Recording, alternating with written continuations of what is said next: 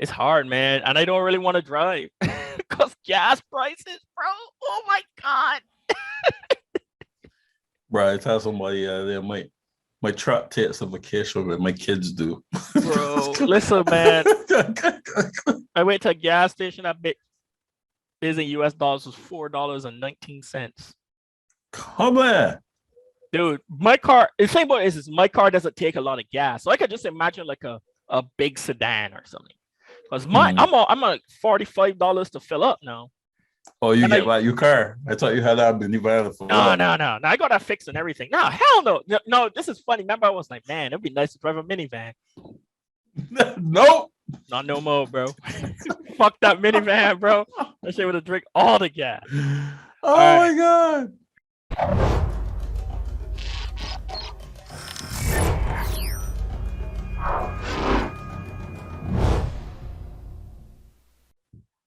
Hey, Dwayne, bro. Welcome back. Episode 51. We took a sharp break after the 50. Yep. And we're here this week to cover Dwayne's selection. Look, I'm sorry, guys. I don't know why I did this. Hey, it's a good follow up to what episode 50 was, To Your Eternity. So, I mean, it kind of... Was it, though? Because I was nothing happy about this anime either. Yeah, this anime was confusing, heavy, a lot of mental illness stuff in this. Yeah. So it's going to be an interesting discussion. I really want to hear what you rated. All right, so let's go ahead, jump on in, run the fucking intro. All right. Okay, so summary. I want to hear like how do you even summarize this thing? It follows the character of, it follows a bunch of characters, but it starts off with, I can't remember her name. Tsukiko Sagi. Tsukiko, yeah. Tsukiko. And it starts with her. She's like, she draws like toys, right? But the one that's taken off is this particular toy called Maromi. Maromi, right? Thank you, Dwayne. And one night she was walking home. She came across this old lady. The world looked like it's coming in on her. She takes off running, and then she gets smacked in the face with a bat. Police come in, investigate, and then it kicks off from there because it starts happening to different people all through this thing. So ghetto. That's what she got hit with a baseball bat and a guy on skates, and pretty much it just happens to a bunch of people. Starts happening to more and more people at the same time. The Maromi stuff steeps thing, and then there was like a weird part where she's like talking to the doll, and the doll's like moving around and stuff. So just bear that in mind. And like I said, it is going around and is introducing different characters almost every episode as they interact with this Shōnen Batto. Yeah, is that what they call it? That was the Japanese version.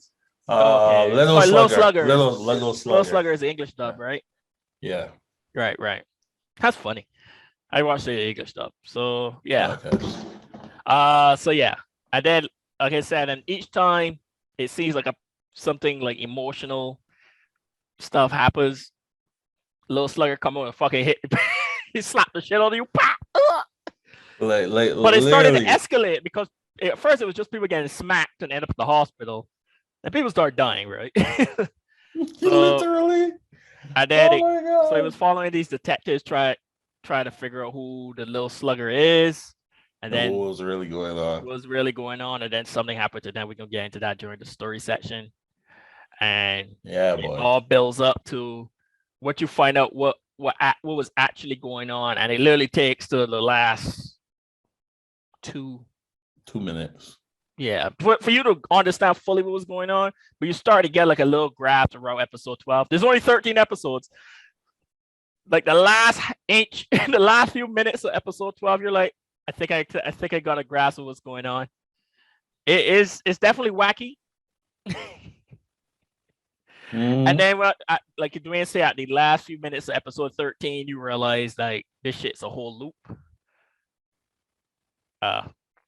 This thing came out 2004, so we spoiled the fuck out of this. I'm sorry. All right. Nah, it came out 2004, man. Like as we discussing the last episode, that anime is fairly new. Yeah. Right. So it had to be like tiptoeing a little bit around that. But this one called 2004. We gotta spoil. You gotta spoil it to talk about it anyway. True. All right. So with that, all right. So we starting off with story. Got anything you want to say about the story, Dwayne? Bro, this story weird as ass. Like, oh my gosh. Like, cause obviously because we were supposed to do this last week. Mm-hmm. I had watched it and I got my wife to watch it with me again, because the reason why I suggested it was because I always got stopped where they found the little boy who said he was Lil Slugger. Oh, okay. And you went into the mythical world, bro. I never got past there, right? So I was like, yo, man, I actually want to watch the full thing so that I could get a proper rating and a proper understanding. So I was like, yeah, probably like episode 9 or something like that. When I started to watch it, I realized that episode 4B, I was like, what? I didn't understand nothing. So I had to start over.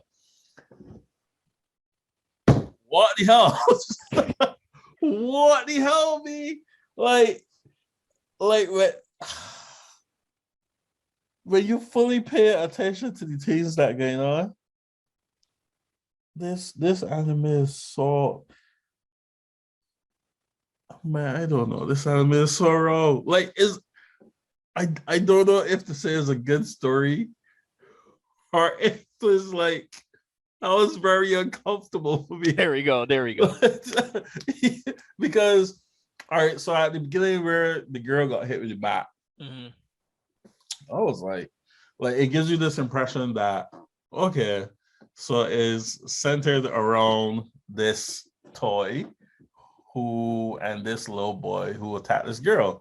All right, cool. Sounds like I can't remember. I don't know if you watch a movie, A Silent Voice, with the little boy who was bullying the deaf girl, and then they ended up falling in love. So I was like, when I first watched it, I was like, okay, this is a weird kind of love interest story, but let's see where it goes. And then when it got to episode 2, where the reporter got attacked, I was like, oh, okay, he picking out people that seem to be targeting her. Then it got to episode 3, and it was a completely different something. I was like, what was episode 3 was episode the kid? 3 was no. Yes, episode 3 was a kid. Episode 3 was a kid. Yeah, because then it showed the tie between the kid and the woman with the multiple personalities in episode 4. Right. So then I was like, okay, so they showcasing different, mental health stuff. And okay, it's cool. Let's see the story that happened. Let's see the story that built around it. That episode 5 happened, and this boy get catch. And I was like, okay, that got there pretty quick. And then the man was like running through a castle B. I was like, wait, what? And at first I was like, okay, the young policeman is going along with the story in order to get the suspect to talk. So if he has that's not APD, that is delusions of grandeur. If he has delusions of grandeur, then yes, that's the way you gotta approach it. But then the second policeman was involved in this story. I was like, wait, how this man seeing all the things that are going on? And I was like, what's going on, you kid? I'll tell you, my wife already gave her going. She was like, it done. She didn't make it? She didn't make it, me. She was like, it done. I'm not interested in this story anymore. Crazy. I was like, nah, boy, I gotta push through. So you're pushing through now, and you're like, all right, cool. All right. that happened. Then they went to the old lady. Then the old lady get blown in a storm. It's like, what the Ross? Like that. I know I should laugh, right? But to me, that was so funny. Well, they were sitting directly in front of this woman, right about to find out what really is going on. All of a sudden, this monsoon come out of nowhere, sweep away everything but the two of them, and they're still saying, "Oh, in the same box." Like, what the ass just happened? So that was when they started to get the feel of, okay, something supernatural. This is a supernatural story. Mm-hmm. All right. I could kind of wrap my head around it though. Then it hit episode. There was an episode that I don't understand how it tied into the bigger story. I was just about to get to that one. With the kid and the old man and the two guys, right? Yeah. Right. Like, so that was the next episode though. And I was like, man, this is meant to sense. But hold on a minute. This is meant to sense. Because, like, this ain't really got nothing to do with the main story. But then I realized that between episode 8 to about 11 was pretty much kind of like fillers. It was just on building the legacy of what Lil Slugger had become. Yeah, because remember there was that woman that was gossiping with the women in the apartment complex. She should have get hit. Yo, but no, the husband got hit because he was stressed out. And then she was like, "Tell me how you got hit," because she wanted to fall into the circle. Yeah, I mean, she wanted to fit in. I was like, "What?" But yeah, you're right. You're right. But those three characters, you kind of realize that they were already dead. And when did they die? That was the question, though. So they had died way before they met up. Oh, so they were already dead. Right. So because you remember it kept flashing back to the conversations that they were having in the chat room. Right. So they actually went through with the suicide. Okay. But because it was a suicide, they don't remember. Because they were showing that even in the afterlife, you continued on with your life, but you just not in the physical plane.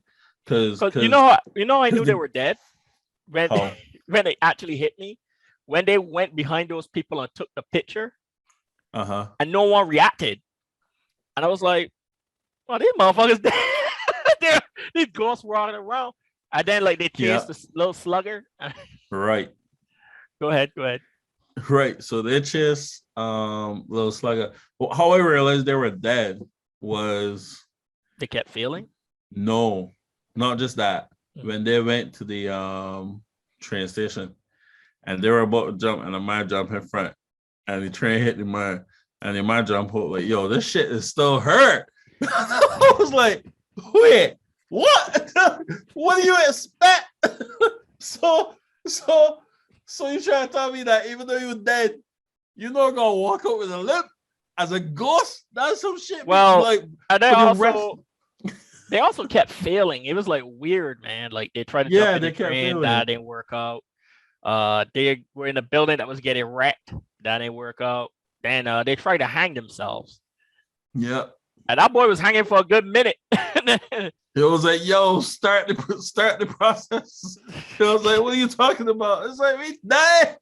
So they're pretty much just wandering around with each other. So okay. But yeah, you're right. After the policeman and his partner got fired because Lil Slugger came in and killed the fake Lil Slugger. Right. Was definitely building on the lore of Lil Slugger and stuff, right? Yeah. They had a lot of stories and stuff like that. But then they came back. You got any more you want to say, or no? Go ahead. All right. So it's a discussion, man. No. Well, I was letting you do your story bit. This story, like Dwayne said, man, when the thing about it is it goes in like almost sections. Like the first 4 episodes up to when he got into the RPG world, I kind of started to get. I thought I had a grasp of what was going on. I was like, okay, cool. This dude just go. First, I thought it was just bullying her, like you said. I didn't think about the love bit, but I was like, maybe it just around her being bullied. Being bullied by this dude by the bat, right? Okay, but then it started happening to other people. So I was like, okay, maybe this dude just going around smacking people with mental illness or something. He like know people. At first, I didn't even think he was a villain. I just thought, what he doing is he smacks you out of your most depressing state. Like the woman was tripping. Remember, she was tripping, fighting all three personalities. Yeah. And then he hit her, and then only one personality was out for a little bit. Remember, like it was only showing the quiet one. Yeah. I was like, oh shit, okay. So maybe he comes around and he helps people that are going through immense paranoia. Yeah, that was it. But then because he hit the fat kid first. Right, because the fat kid because he was stressed out and sad because he didn't like his friend being bullied or whatever. Right. And then he hit the other kid, but and stuff like that. And I was like, okay, all right.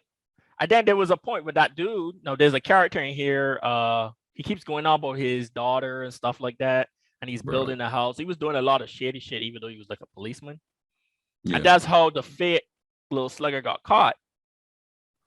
Because after he hit the dude, obviously because he's not the real Slugger, it didn't knock him out like how he knocked out everyone else, and he chased him down. But then you find out the story about him and how him and his daughter, and you're like, what the fuck? That boy was looking at his daughter through a hidden camera, bro. Ugh. Yeah. That was nasty. But go ahead. I found that story very weird. I honestly think it was just outside of the whole pedophilia aspect. I found the foundation of it very weird because at first, like when you watch his episode, you think it's just like a young girl fetish kind of thing, right? Like not even like a pedophilia kind of fetish. It was just like one of those like typical porn, call me daddy kind of thing. And he was having girls that was like 20, 24. That's it was adults. Yeah, so I thought it was like, okay, he's older, he working for his family and stuff, but he still got these younger fetishes. Like that's his kink. This his secret that he's hiding. That's why he's being attacked. But when you watch the daughter's episode and you saw the origin of where that fetish came from, I was like, that's weird. And then I found it really interesting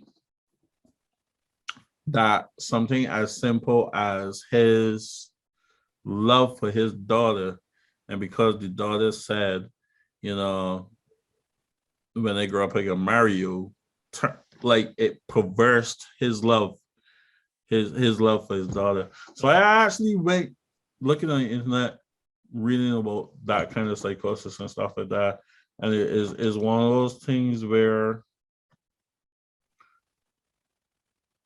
you don't have a boundary in your mind, kind of, to know like this is the threshold that you shouldn't cross. So then because he obviously being in society knowing that wrong, he was living out the fantasy with the prostitutes. At least he never touched her. Right. It's still fucked up what he did, and there's no excuse, like with the pictures and stuff. Yeah. But he never put his hand on his daughter, man. And then she ran away and stuff, and then like she got hit with a bat eventually after she had she was gonna commit suicide. Yeah. She was about to jump in the water with that's where she see the old woman hanging on to the branch. And then she so yeah. But yeah, you're right. Yeah, you're right. Because at first I thought he was just like he pushed his luck too far, so that they started squeezing him, so he had to go around and start robbing people, right? Yeah. But I guess it was almost just to introduce the fake Slugger. Bro. But then that RPG episode, bro. I was gonna say before you get there, right? The hello? Freakiest thing about his episode. Yo, you can't hear me? I can hear you now. It kind of like lost for a second. Go ahead. Oh, okay. I was saying the freakiest thing about that episode, right? You remember the part where he robbed the couple in the house, and the man daughter come home, and the man is standing in the closet. the closet. Call me daddy. I was like, yep, gone too far. Yeah, he went off the rocker, bro. I was like, God damn, he robbing people left, right, and center. I was like, nope, gone too far. Then they made an RPG, yeah, like you said. The RPG. The guy's like reading this stuff, and he's like, I'm a holy warrior. Call the old man, and then I start. It's crazy because that old man was there. He would pop up every once in a while. Then at the end, he would do like almost a Twilight Zone. Yeah, he would stand there like this, man. He would say something. I was like, man, there's something about this old dude. And I thought, obviously everyone just think he's rambling foolishness, but he's actually telling people, yeah, this girl created a fucking demon, right? But you, the way it ends, it ties it all up pretty good for you. Yeah. And then obviously you had the filler episodes, stuff, and then it comes up to the end. It shows the chief who got fired because the fake Slugger. Lil Slugger got smacked by the real Lil Slugger, and Lil Slugger went through the wall. I was like, oh! Yo, both two of them crack so hard here. Yeah, but like, first of all, the young guy, that beating, that beating that Lil Slugger attack, that was rough. Oh, you mean the fake Lil Slugger? Yeah, boy. That was the worst beating of all of them. Like his jaw was meshed into the wall. Yeah, that was stop fake. Stop pretending to be bitch, and beat the shit out of him. Yeah, boy. And then there was an episode with the chief when he's not in the police anymore, so he's doing like security jobs and stuff. And his wife is talking. His wife called Lil Slugger to show up. And then I start to realize, that's when you really realize where Lil Slugger got his powers from. The more despair or anything a person has, the bigger he gets. Because remember, he at one point he come pick up the bat when she was talking with confidence, but then she like started to get a little depressive part. Then my boy got big as shit. You about to hit her, and then she switched back into like a confidence part. He swung and it barely like grazed her. He didn't actually hit her, and I was like, okay, so this dude definitely feeds off of despair and stuff. And then you realize that the little dog character Maromi was actually kind of like protecting a lot of people, because everyone was like all like, oh my god, the little toy. It all started got like weirdly obsessed. when that shit disappeared, bro, to make that world for the policeman, bro. What the fuck was with the 2D world, bro? You remember when he got stuck in the 2D world? Yeah. Popeye era B. Right? Because remember he and the bank robber was talking. The bank robber was saying, let's go outside. I was saying like, yo, it was easier. I had a burlap sack and you had a gun and we used to run around, play tag. That was it. Cops and robbers was just basically the adult version of a kid's tag game. Yeah. And he was like, yeah, things easier. He was like, man. But the thing is, he was gonna. I suspect he was gonna kill himself. You think so? Yeah. Here's my reason why. Because if you remember, there was I think it was the same episode where the RPG world, and all before that the chief was eating like sweets and stuff like that, and then when he found Lil Slugger, he was constantly rambling. He started smoking, and the young guy was like, you gotta stop smoking. I thought you quit. And he was like, well, this kiss will be death for me. And that's when he started about smoking. And then he was constantly smoking. And he saw the matches that he saw from when he started the kiss, and he picked them up. And he couldn't get and he was like, well, I guess that's the end. And that was when the robber was like, nah, you don't gotta give up, dog. Shh, I liked it for him. So I suspect he was really gonna do something. And he was going through it too, because he couldn't handle that his wife was pretty much at death's door. He didn't even want to go home. Yeah. You know? Yeah, he didn't want to go home. He didn't want to go home, man. And she was sick for a while. And he kind of felt like a little guilty and stuff. Yeah. So, but that word was weird because he was just walking around and chilling and shit. They like people was like, oh my, like his partner at this point is like he walking around with a cape and shit. Yo, he gone. Like to society, he's gone. But when you realize the story, he was actually the only one that knew what the fuck really was going on at that point, which is. But here's my thing. So that's what I wanted to talk to you about. For the way the story went, do you think it was good as it is, or in fact, you know what? I just asked you when you finish. Go ahead. And just ask you. So yeah, like that's like a conclusion question. Yeah, I'm almost at the end of what was going on here, so we can move on. He was the only one that really knew what was going on, and to me though, I feel. So we go around to the end. He exposes what actually caused it and stuff in the story, and to me, I feel like he got a raw deal, man. He kind of got a raw deal. Like he figured out about the bat and everything, you know. And it was crazy because when they showed him, he was switching between the reality and then obviously the world. Yeah. Because he had a sword at one. He would take the bat, but then it would switch over and show him in like an epic clothing, and he had a sword. They say armor that the little boy had. But at that point, But at that point, the Lil Slugger entity got so fucking strong, it just smacked him through a room. He's like, what? He sent him through the building, right? And then obviously that's when you get to the final episode and stuff. When you realize what actually happened.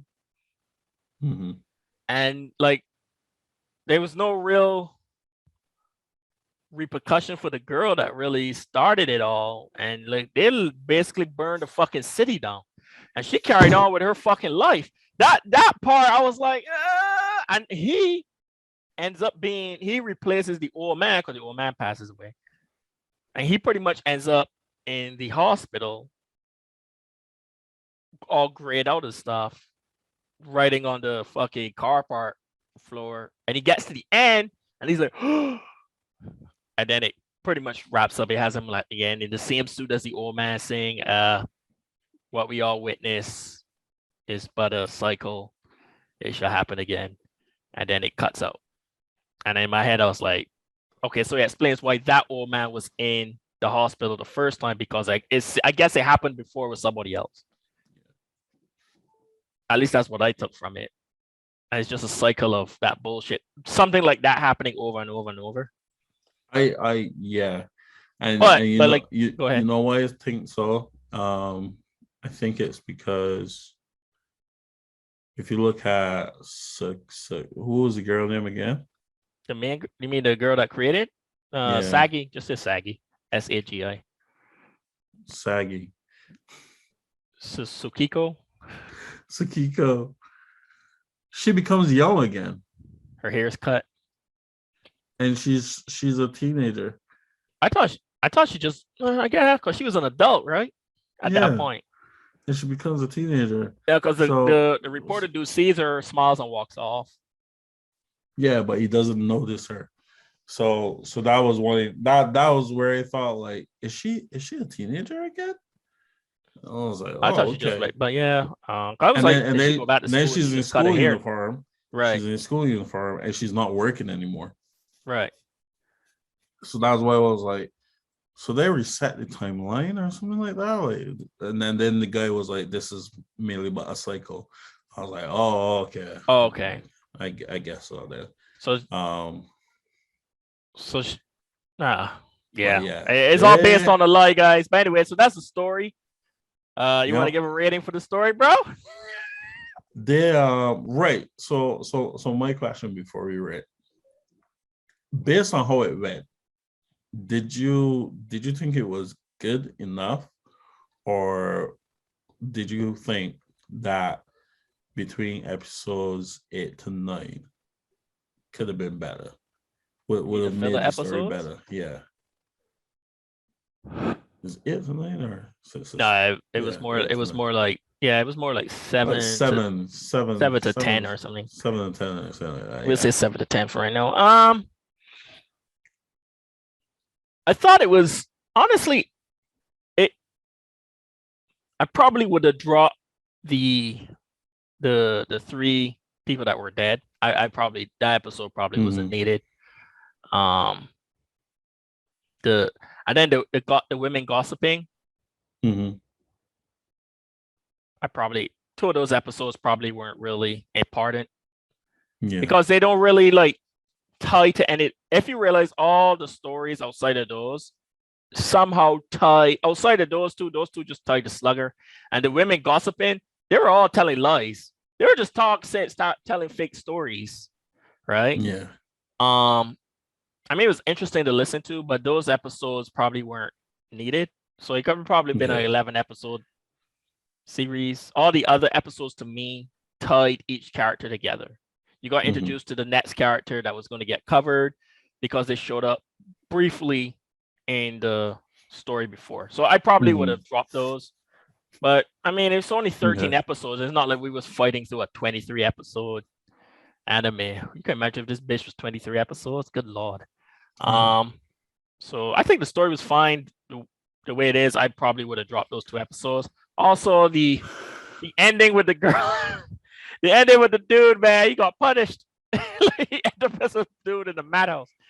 Yeah, that was a little heartbreaking, but like you said, the girl looked like she did or something like that. So if it is a cycle, there's always going to be that character that keeps repeating. You know, keeps a guy always ends up in the psychiatric hospital. You know what I mean? So yeah, and also that this bitch was based on because the girl couldn't just tell her dad the truth because she was scared. That's just crazy. I kind of understand though, but she was scared of her father. Okay. Damn.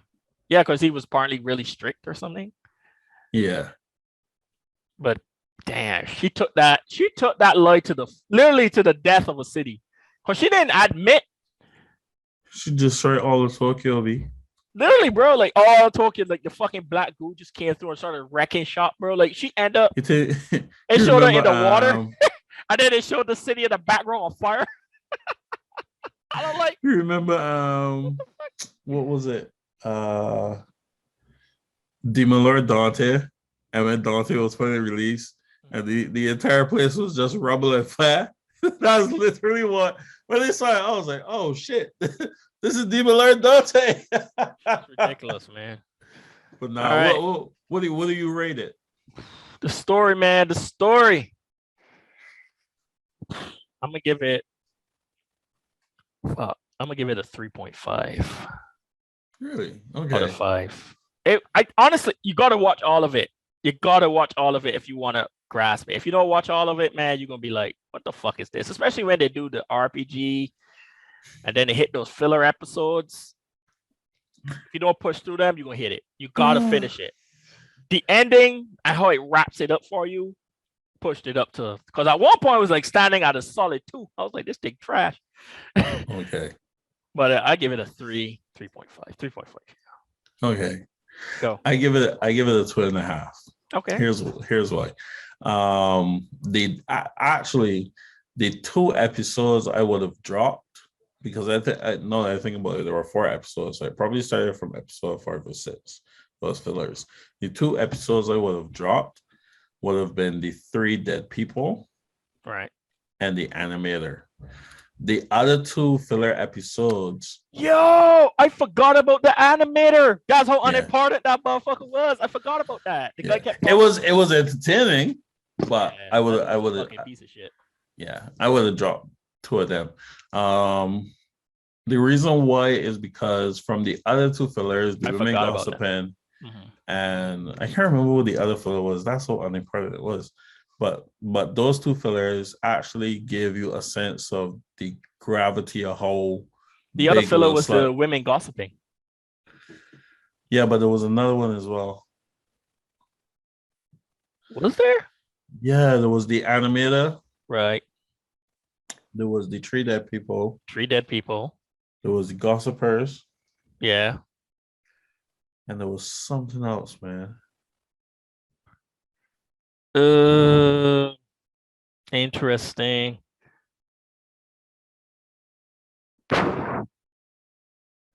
Old people, gossipers. I'm here looking at it. Are you looking at your list? Yeah. So episode 6 is when the fake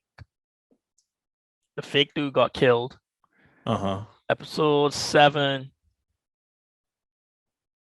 was it with the guy going crazy, running around trying to prove that Lil Slugger gets to people with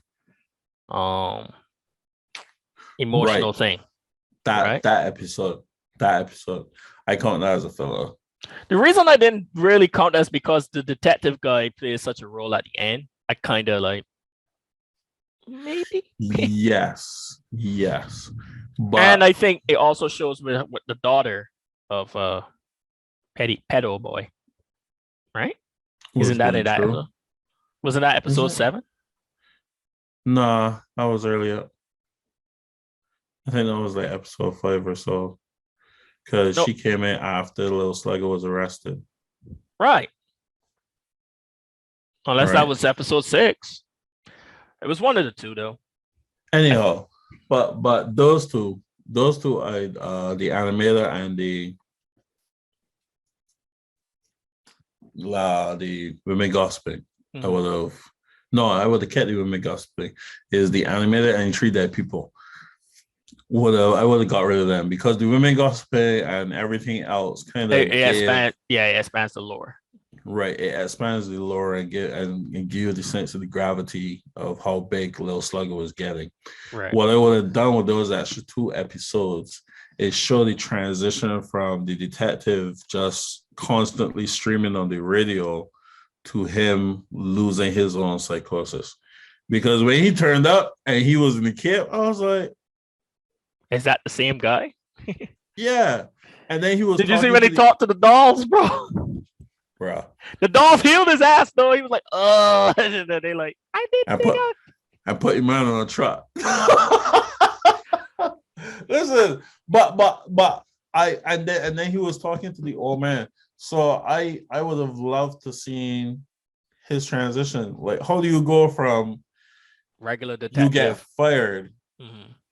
Regular detective, you're still working this case, not being paid to do it, to actually believing what the little man was telling you from before and finding the same source that he was following. You would have liked to see the descent into madness / superhero. Yeah, that would have been that would have been a strong episode. Yeah. So I would have probably dropped the happy family planning. And I guess I could keep I could see that. Like those filler episodes, any 3 of them to me, you could fucking but the gossiping, you right, it definitely expands because it was so many stories and people were making up shit just to be, you're not gonna tell nobody, right? Of course not. Like, yeah. You're right. I forgot about. I really did forget about the animated one, but that shit was. Entertaining. Lil Slugger killing everybody in that production. That boy killed everybody, bro. And at first I was like, Lil Slugger killing people? Nah, that motherfucker was killing everybody, bro. And then he killed it. How we off was he killed the dude at the end? Like he killed the guy and then crashed and died. And what's crazy is the studio. He's in the hospital. The studio. He can't move his fingers. They came and picked up the fucking tape. They took the tape on his hand. Left his ass in the tape. Is the tape okay? Yeah. Shoop. And that's how you start to realize that Maromi was actually a really big part too, because they didn't give a fuck about that dude, bro, but they care shit about that toy. So okay. We pretty much covered that and characters. What do you think about the characters, man? I guess you can make this brief.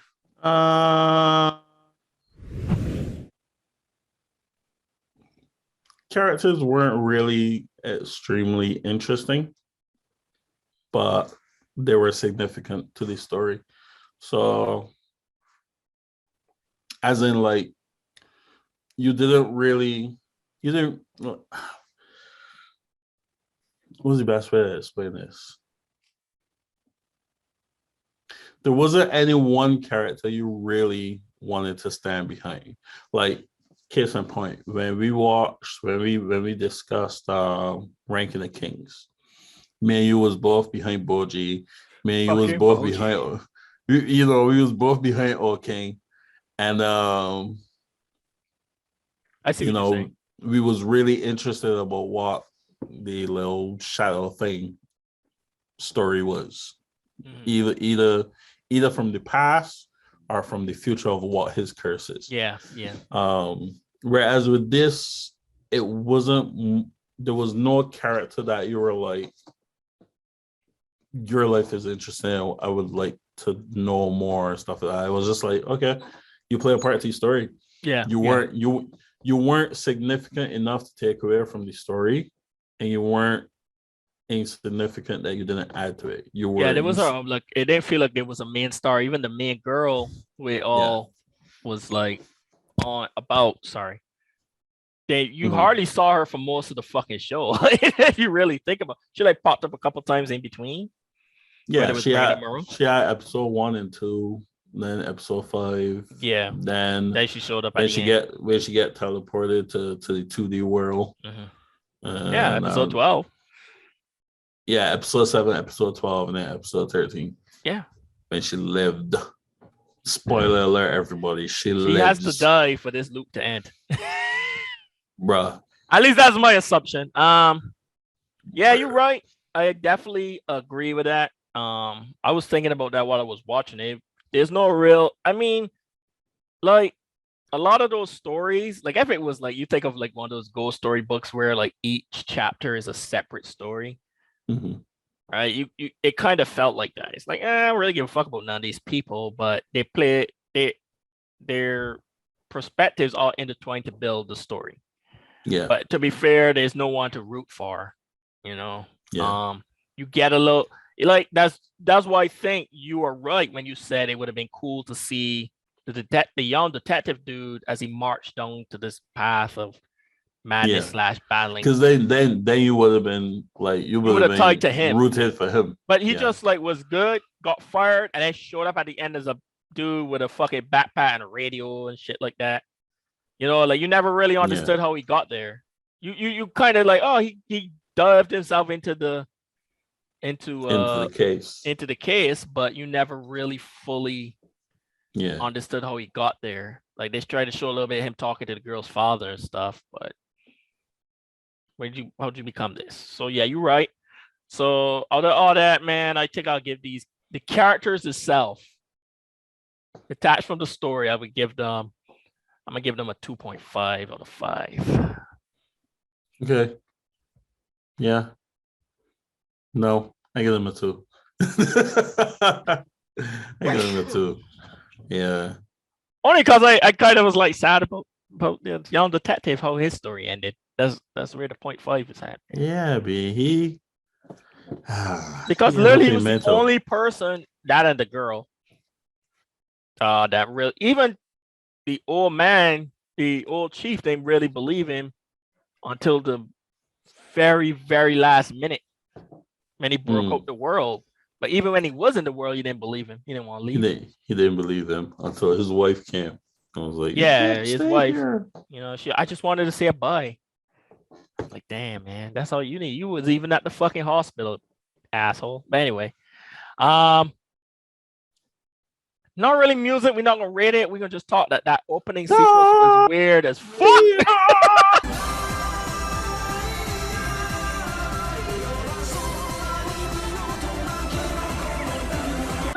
With a kid with it, and they were laughing. I skipped that bitch after the first episode. And the ending was just them sleeping. I was like, yeah, with Maromi in the middle. That was weird. Animation.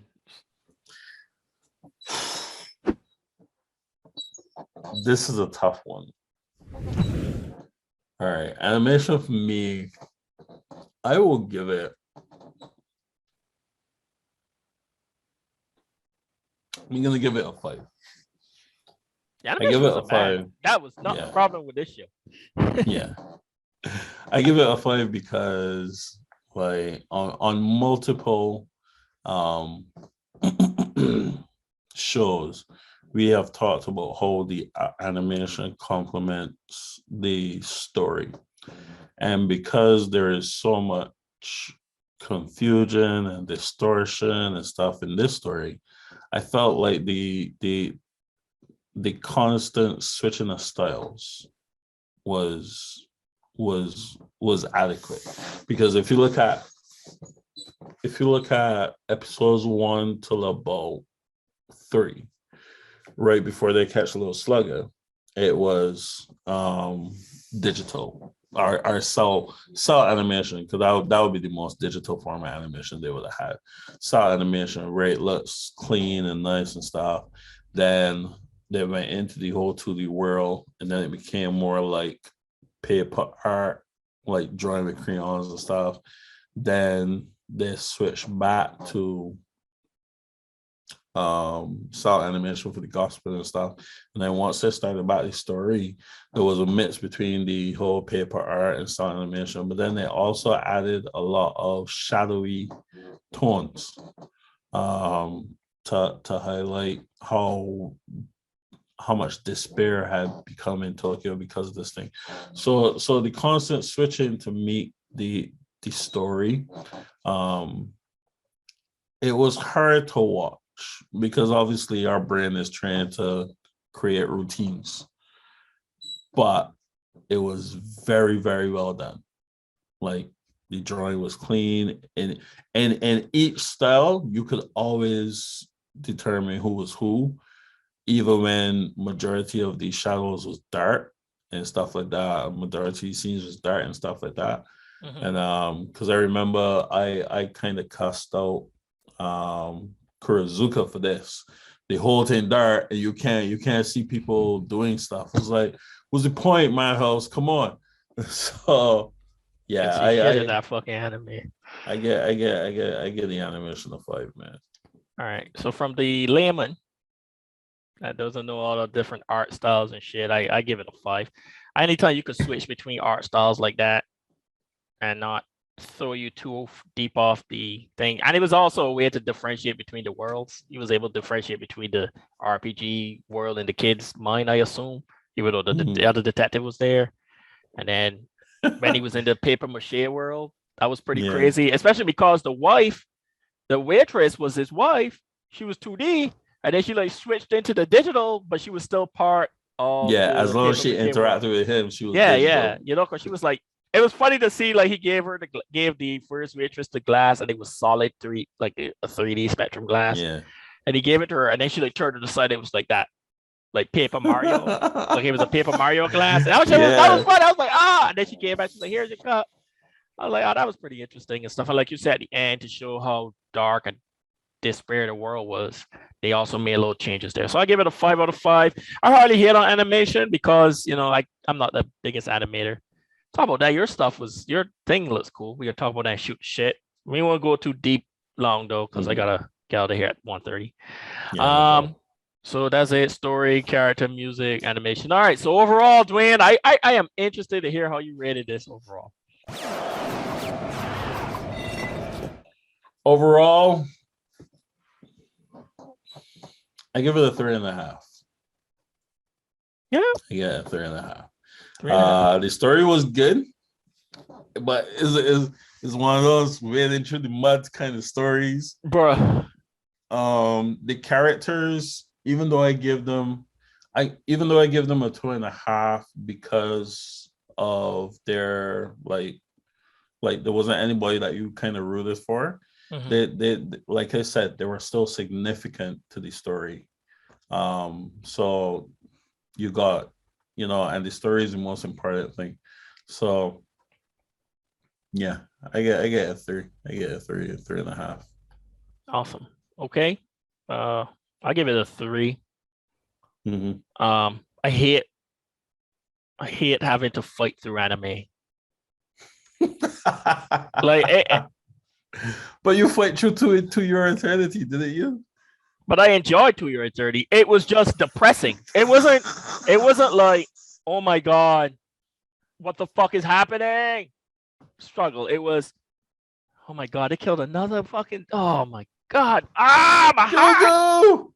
No, right? But I wanted to see where the story. The only time I had a little is because I hated that girl on the island. Tonari. Yeah, damn, you got her name ingrained in your brain. That part was a little because I was so annoyed with her character. Mm-hmm. But this, it was just like it was hard to make sense of the story at any real point until episode 12, 11, 12, 13, that he was just like, especially those filler episodes, man, because they really didn't do anything. Well, they did something, but it didn't feel like it tied the first part and the ending part together strong enough for me to care. So like, I can see a lot of people getting there and being like, man, what the fuck? And close this bitch, bro. Like, not watch it, not finish it. Yeah. It's only I tend to finish all the bad shows, like, because I got that I need to complete it. And that's what's getting me with Star Trek right now. Star Trek is great. Don't get me wrong. It's just like I'm throwing my whole nights away. Because I'm like almost done with the season. Anyway, but yeah, I'm gonna give it a, what did I say, 3? You said 3.5, right? Yeah. That's 3. It, guys. That's it for the reviews and shit, bro. I would like to say I recommend this, but watch at your own discretion. Thank you. Your own discretion, man. Is neither good or bad. Yeah, it's a middle road, man. You're like, it's one of those ones I would never watch this again. That's how it is. No. Like, like there's some anime you watch over. Bushu Ranking. Oh yeah. You remember that bad boy, bro? That was like one of our favorites back in the day. That shit old as hell. Have we reviewed that yet? Nah, I was about to say I guess we found our next anime, bro. That's a throwback. Them motherfuckers fight on the moon and shit, bro. I think that was like 12 episodes, right? That was like a 12 or 24, 1 and 2. Yeah. That shit was funny, man. Yeah. We love that shit. I'm gonna watch it over. Yeah. No, you say it's all right. Oh my god, I can't believe I didn't recognize the reference. Dude, remember when One Piece got hit to the moon? I haven't watched One Piece in so long. Did it get hit to the moon? Yeah, and he couldn't breathe and he had to jump off the moon. Oh, right. Booster ranking. Was that One Piece or was that One Punch Man? One Punch Man, sorry. Oh, I was like, that was a One Piece. One Piece, the highest they ever went was to the clouds. Yeah, One Punch Man. One Punch Man, yeah, he was like, whoop, and then he like jumped off the moon. Yeah, because the guy in Booster ranking had to jump back to the earth after he beat the fella. That motherfuckers went to the moon, bro. Yeah, they're fighting for years, man. I was like, you'll never beat me. Go home. Okay. What's crazy is like the main star was like OP's fuck. But the main villain was next. Well, I wouldn't even say a villain, but we'll talk about that later, though. We'll talk about that later. All right, guys. That's it for the review. We're gonna go ahead and do a quick shoot the shit before we give it a wrap up. Shoot the shit session starts now. Shoot your shit.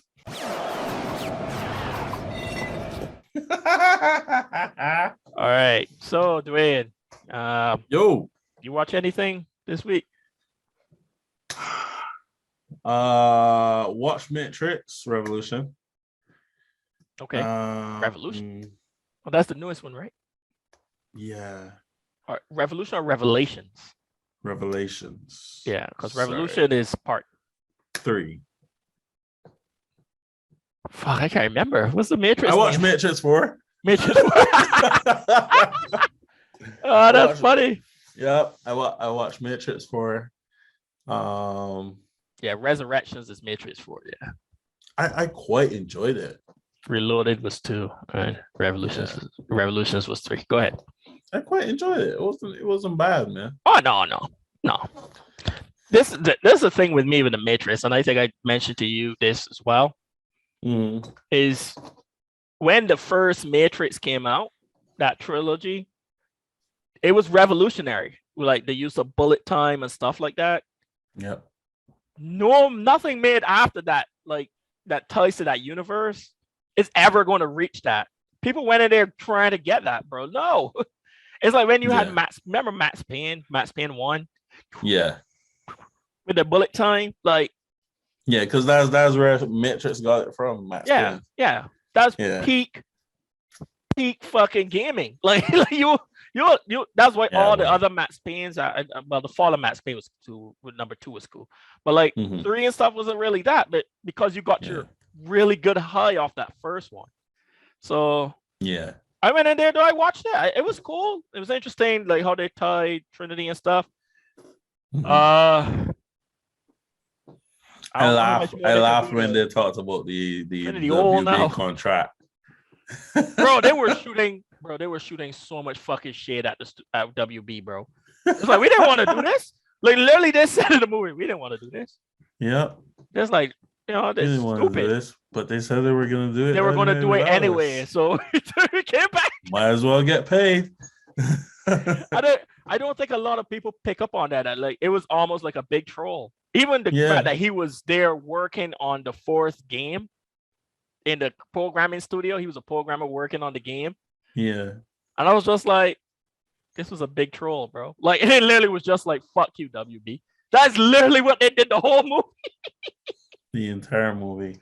I enjoyed it. I thought it was cool. I wouldn't say it was epic, but it wasn't like trash. What do you think about making Trinity the it's Cole 1, so there's 2. yeah.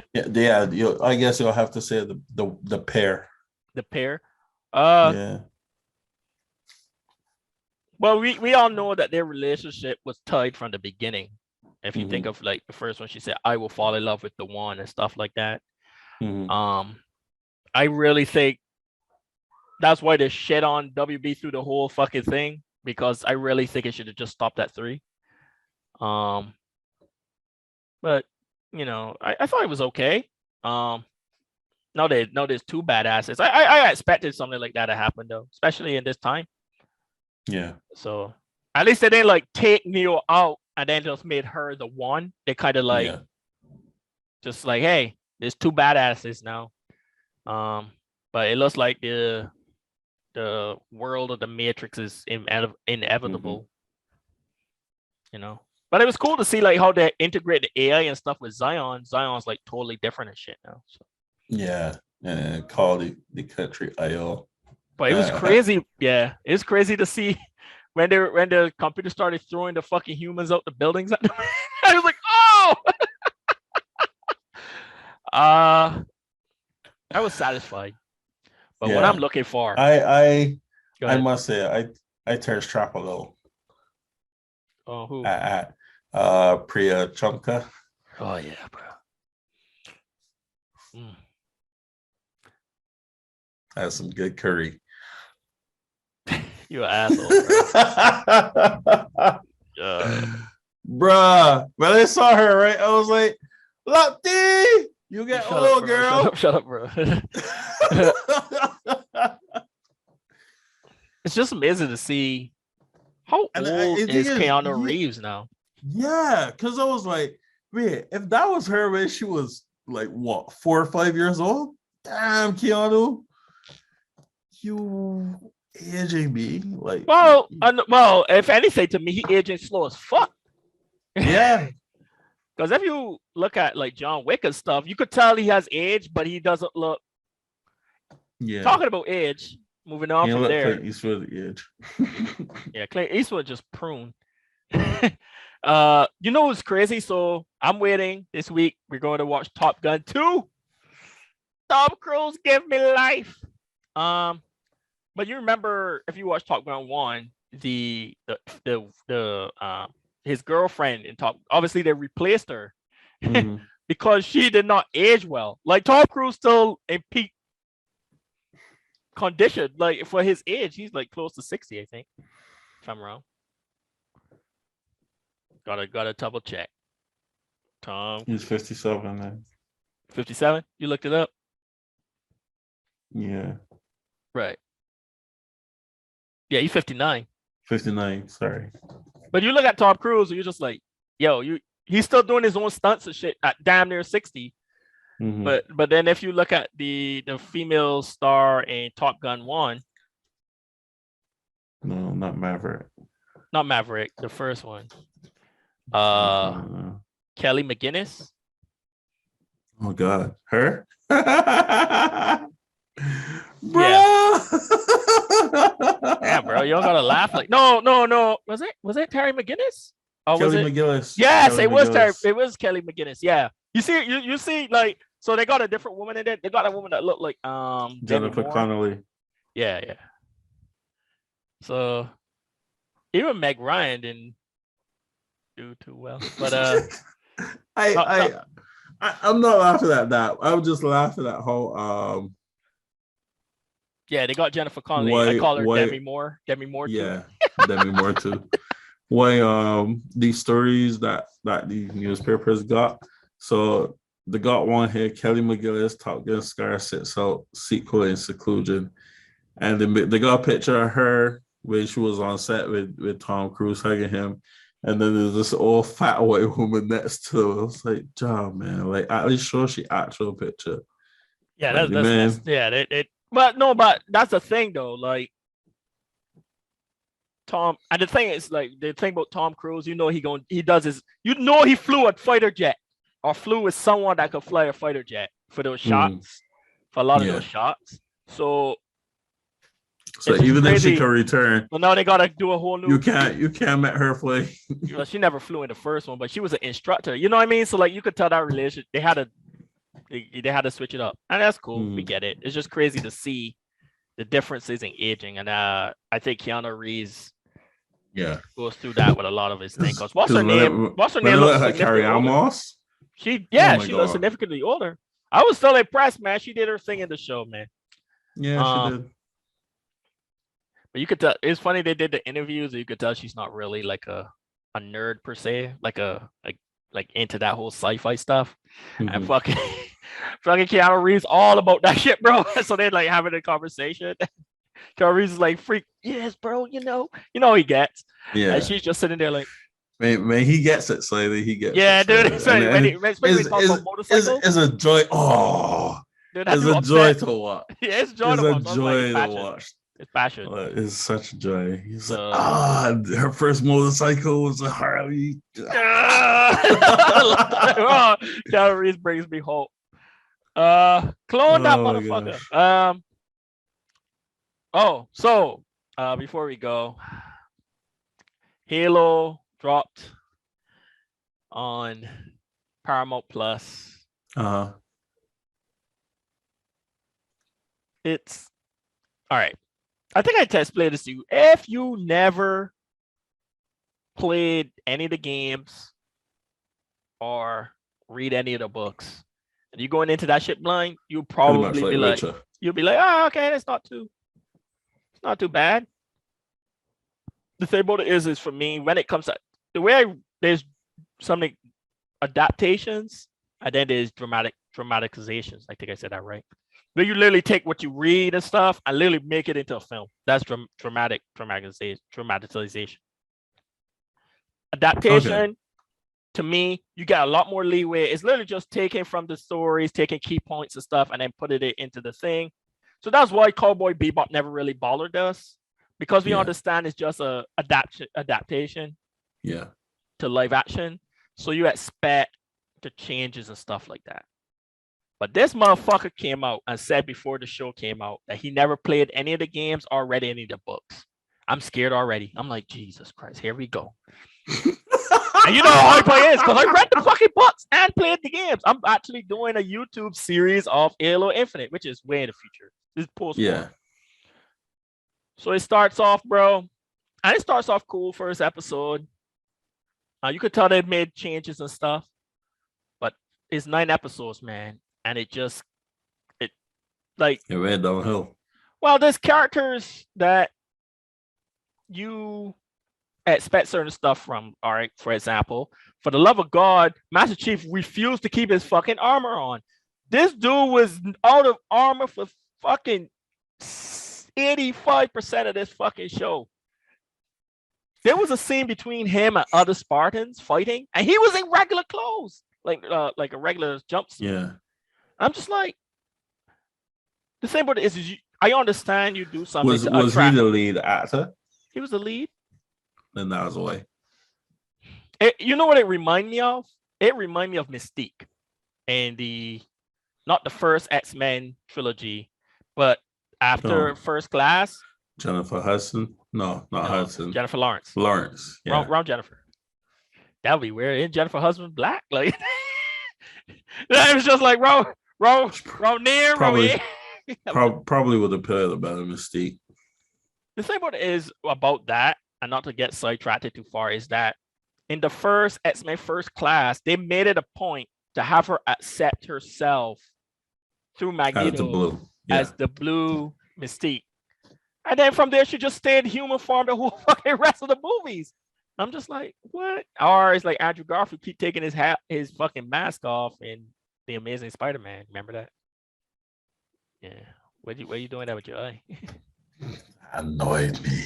Oh. I hated that Spider-Man because of that. I was like, bro, wipe on the mask. Just swing it around. Just swing it around. Just swing it around. Just swing around regular clothes. You know what? I had to pin. Where your balls hang out, you see what I'm saying? Like, so we all know where to kick you. The thing about, like literally, even I'm not some because in the books and stuff, he does take off his helmet. He does take off his uniform. But there's a line in the book where he said that his skin was so clammy from not taking off his armor. Like he was pale because he ain't getting no sunlight. And then you like see this dude just walking around. And then there was a scene, bro. Every movie does not need a sex scene, guys. Oh my fuck. Like you don't need it. Like it's really you don't. And there was like this awkward set scene with this woman that she was like a double agent. She was working with the Covenant, which in itself is I could go on about that for like 5 minutes. But they were like questioning her, and it looked like he was just trying to befriend her. You know, because of the connection to the artifacts and stuff. Yeah. And then they just started having sex. They had sex. Like they was just talking. She's like, he was like, do you trust me? Blah, blah, blah, blah, blah, blah. Then they had sex. And then like Cortana, which is the AI, which they have her integrated differently in this. She's there. And I'm just like, what in the watching? Bro, because she's part of him. In the book, she's a chip that they put into the back of the helmet, right? Pretty much. In the books and the game, she's a chip that you put into the helmet and the armor, the Mjolnir armor. Yeah. You know, it helps incorporate. She matches with his brain and stuff. And this is implanted in him. So she's always there. And she was there. And I was like, why the fuck is this happening? Bro, that's a war crime. You're not supposed to sleep with a POW. Like, ugh. And I could go on, man. I could go on. And I try not to be that guy as like the fandoms that are like assholes. Yeah.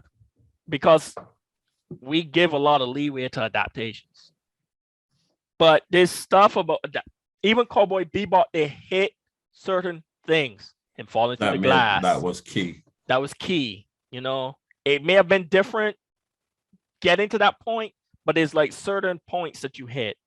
And I honestly think this motherfucker didn't know what he was writing, or someone was just giving him like key points, and he wrote it totally. It's a totally different thing. If you're brand new to this, you might like it. But anyone, but I don't want to be an asshole.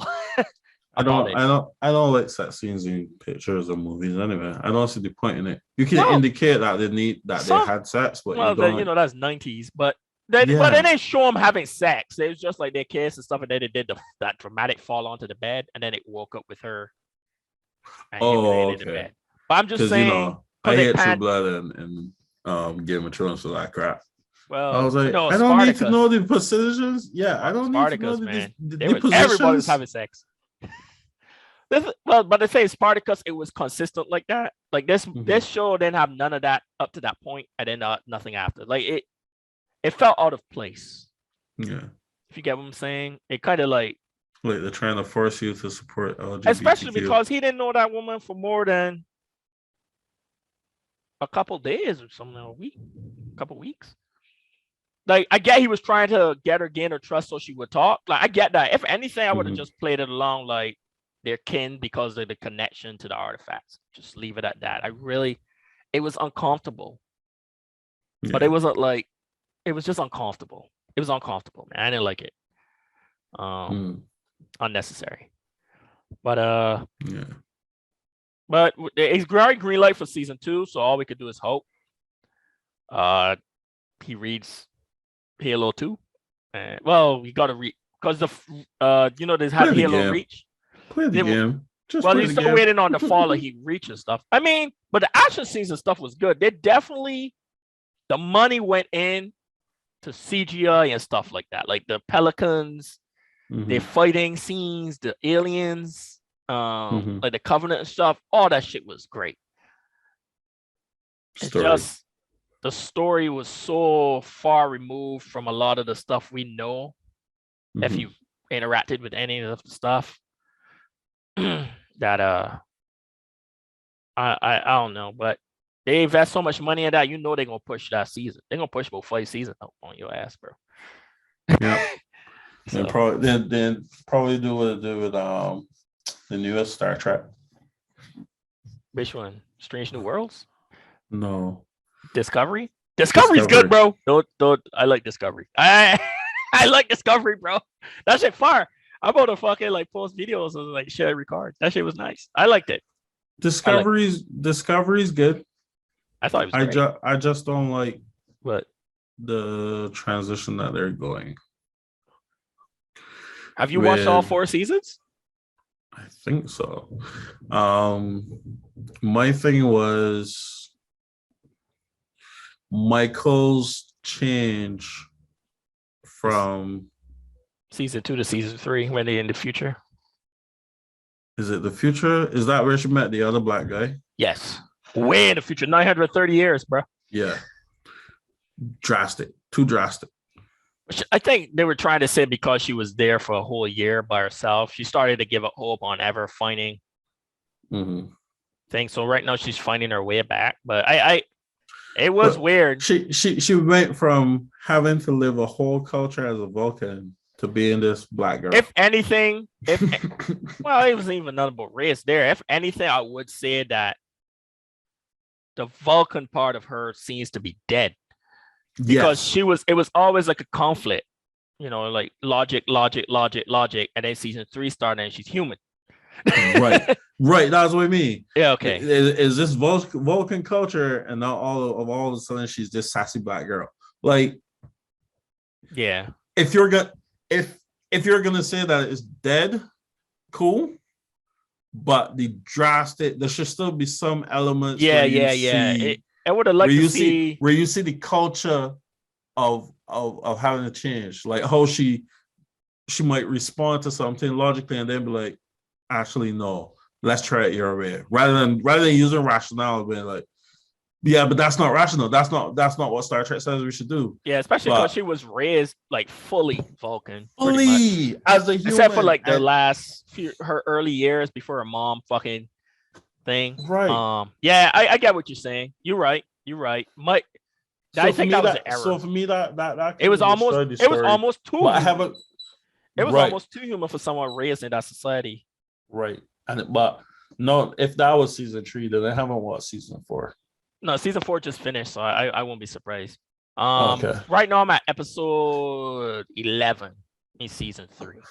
That green woman. I'll watch it to you because I don't have. Well, I'm gonna let you know when I finish season 3. I'm gonna finish it in probably by Monday evening. I'll let you know so we can watch season 4.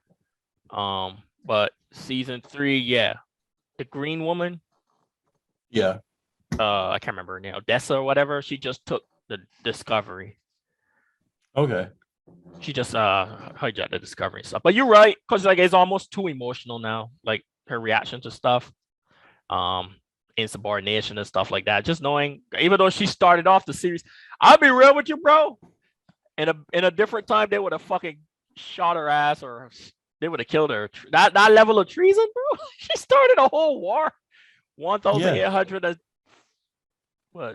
1,836 people died at the kickoff of the war. The only person in Federation history to mutiny. Firing squad. But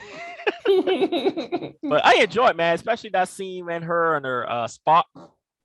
Yeah. When she had on the fucking angel suit, bro, and she shot him and she flew across the fucking was it Discovery? No, it was the Enterprise fucking hull. Oh, Yeah, peak. it's good. Peak. Don't get me wrong. No, I know. Your thing is brilliant. I didn't even think great. about that. She overcorrected. I think I thought about it, but it's just me watching it. Yeah. And my girlfriend don't want to spoil it because she is a trekker. Like she in that shit, bro. Like, but she don't want to spoil nothing for me. So she just be, oh, that's funny. But she don't want to tell me nothing. But yeah, bro, when she flew across the fucking ship, bro. Oh, peak star. I was like, oh, Star Trek, baby. I'm nutting. That shit was beautiful. Yeah. I made my first production, even though yeah, let's talk about that before we wrap up. I gotta head out of here. Yeah. Yeah, dude. So what are you doing? Are you drawing yours? Because it looks like you're drawing. Or are you still paying to get that stuff done? So I write all these scripts. Mm-hmm. I draw all the characters. I draw all the storyboards, and then I do all the sound design and stuff, and then I give the animators to animate the entire thing. So I guess, does that make it significantly cheaper then, I guess? Yeah. Because you're doing it sounds like you're doing like 80% of the shit. Still cost me a pretty penny. I think if I had given full production to the people, it would have cost me 16 grand. But it only cost me the amount that I told you. Are you making anything back with these? I made some more sales with the book, yeah. Okay. Yeah. But obviously, $2.99 don't really compare to the amount that you got spent. Bro, you might got out. Shit, man. I don't know how you do it, bro. Yeah. I don't know how you do it, but I'm assuming you got a long term plan. So yeah, good luck, bro. But that shit breaking my heart. It's fucking dope though. Definitely. Thank you, man. Yeah. It took me a while, but we got there. I'm actually so proud of it, man. I looked at it and I was like, I need a movie though. I need a movie so I could make money and complain like Ridley Scott. I watched The Last Duel. Yeah, I need to make money off of animation and then complain like Ridley Scott.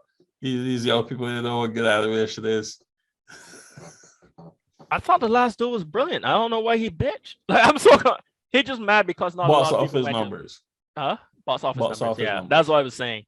He was more mad about that. I mean, I got my gripes with Ridley Scott, especially the bitching. I mean, there's like, okay, he did a movie. Thing that had me is that it's not his movie. No, it's not. I don't think so. The Last Duel was not his movie. And I was like, what are you complaining about? Because the two people that wrote the movie and actually got paid for it, they're happy. Yeah. He just directed which was Matt Damon and Ben Affleck. I was like, so what are you complaining about, bro? So I got a feeling his percentages weren't high. It's probably based off box office. That's probably it. The movie itself was pretty good. I enjoyed the fuck out of it. I didn't went to the theater to watch it though. The movie was great. I like Ridley Scott's timepieces, man. He does good time. He just bitches a lot. It's fucking annoying. It's just annoying to hear him bitch all the time. Like, we get it, bro.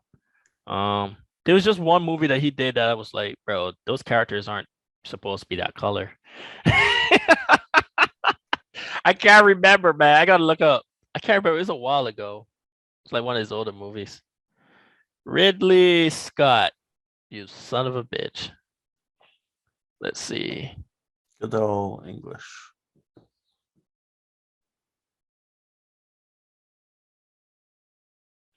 Never mind. I might got the directors mixed up. Okay. Yeah. Oh yeah, he did Blade Runner. That's funny. Also, I think he's so used to being like up here. Yeah, you can't take ego. Yeah. Ego. Yeah. Literally ego. But because he did Body of Lies, he was in Black. He did a little bit of Black Hawk Down. Oh, Exodus, Gods and Kings. Look, man, I like Christian Bale. He's one of my favorite actors, but you should not be playing Moses. Yep. Why they just not like hire Egyptian actors? Bro, everybody. Black. Pharaoh was a white dude. Pharaoh's boss. All of them black. Bro, even God was a little white boy. No, but it don't matter about God. It was funny, like it was just funny, bro. It was just funny. But is it bad that I enjoyed that movie? No, I enjoyed it too. Bro, especially when you realize that they portrayed God as a tantrum throwing little boy. I was like, oh! Look, I have gotten to the point, and this is something that since I started trying to be an animated film director myself, that I notice a lot. And even you brought it to my attention. A lot of people have been complaining about, they're not putting the right representations and stuff like that. And I'm like, do something about it. I mean, it's going to be difficult, but which one will give you more satisfaction? You actually trying to get the right representation in these stories that you want to see, or complaining and then going home and going back to the same people expecting something different? Like, it ain't gonna change. Like, we understand how the world treat people like this. And for years, we've been asking for difference. Stop asking. I sound like it's starting to create a revolution. Don't start killing people. The main problem is that, especially when it comes to like Marvel and stuff like that, is that no one's not going to watch the movies. The best way to punish these people is to hit them in their pocket, but no one's going to boycott the movie like that. Yeah. You know what I mean? So that's the unfortunate thing. Like America Chavez in the Multiverse of Madness. I didn't know who that character was. I'm gonna be real. I don't read Marvel like that. So I was like, oh, cool, little Latina girl. Oh, cool, that's cool. She's like 16, little girl. Like, oh, cool. So I Googled American Chavez, and this Afro Latino chick shows up. I'm like, what the fuck? So they switched her up. Yeah, they made her like a light-skinned Latina girl, and it's cool because it's cool that they have a Latina girl. But then you look at it, it's just like, you try to tell me you're gonna find an Afro Latina girl. So everyone's like up in arms about that. And like, but no one's gonna boycott the film enough to make a significant change. And it's not the girl's fault. She auditioned for the role and she got it. It's a studio. Yeah. But it's just crazy to see, especially for me who knew nothing about the fucking character.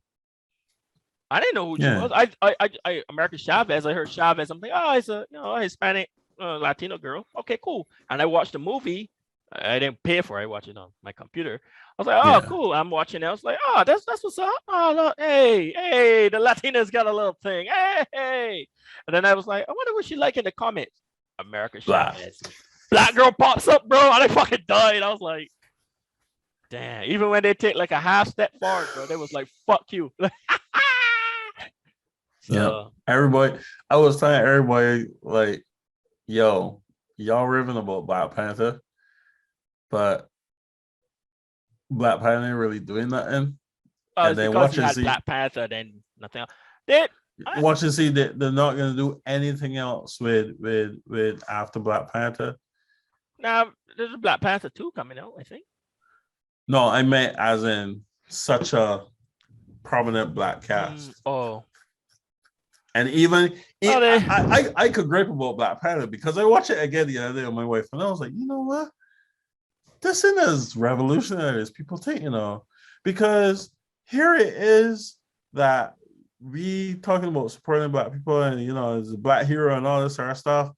The person who saved the entire country is a white man that's sharp. Oh, you mean the guy that was flying the plane? Yeah. The Shield agent, I think it was. Yes.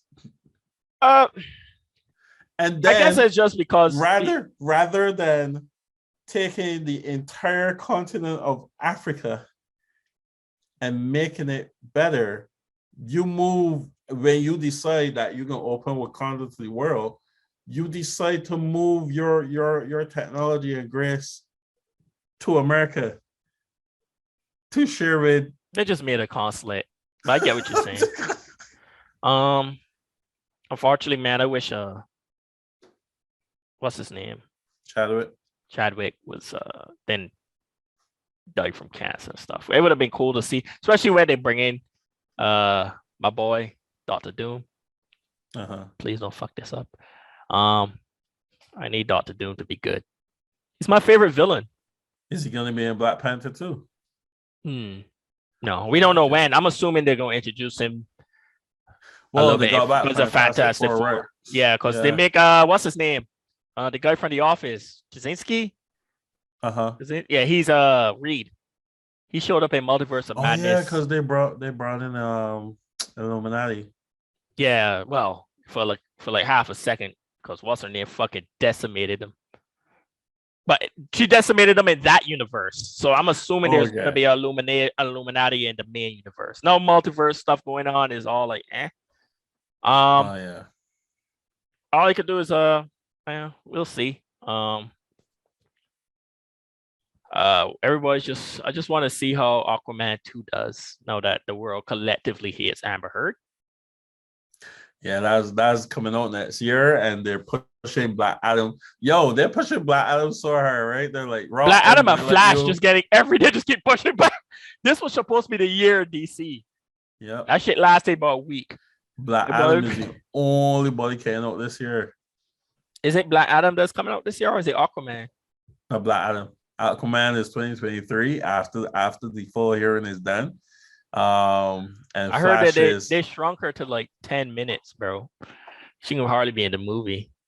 In editing, but they're still pushing that she's been taken out completely. Is that even possible? Ugh.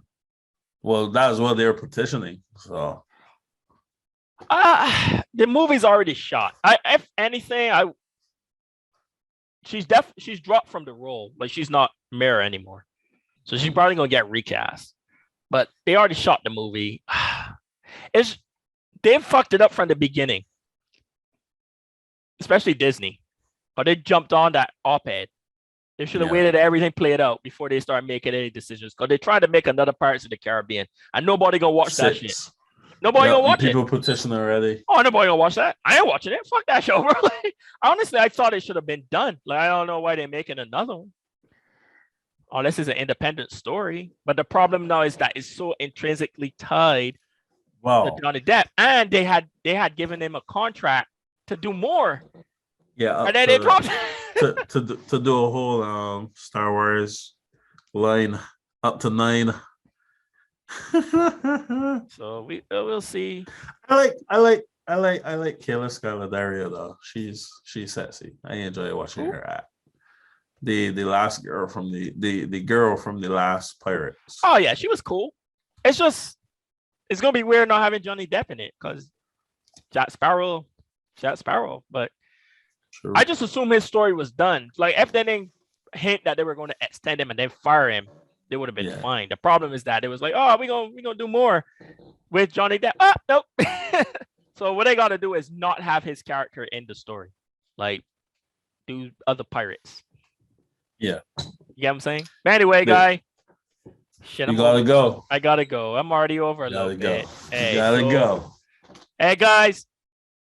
I appreciate all the new subscribers. We're gonna try to push out these episodes a little more. Yeah. Now we're writing the algorithm a little bit. I don't even know what to put the goal as because we're almost at 160, 170. I've been focusing more on getting watch time. Yeah, our watch time is trash.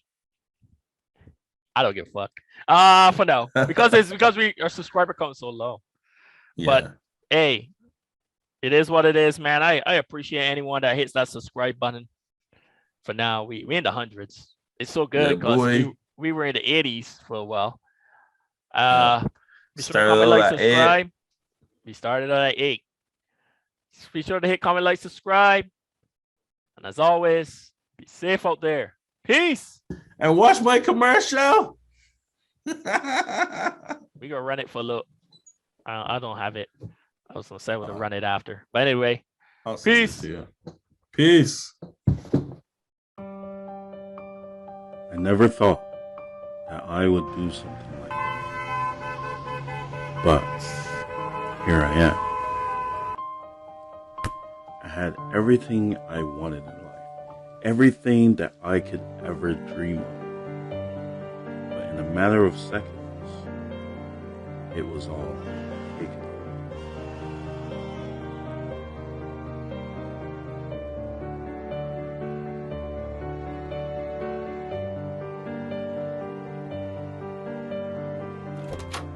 Depression had become my new way. It changed me. When I thought that things couldn't possibly get any worse, it did. I didn't understand what was happening to me then. But the one thing that I knew for sure was if I was going to reclaim my life from depression, then I would have to fight for it.